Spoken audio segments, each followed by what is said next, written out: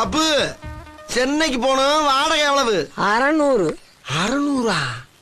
சரி வா போகலாம். எல்லா வண்டியும் போயிடுச்சே.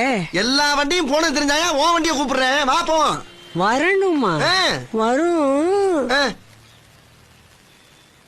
ஆனா வராது. வரும் ஆனா வராதா? யோ வரும் சொல்லு, இல்ல வரான்னு சொல்லு, ஏன் இப்படி போட்டு குழப்புற?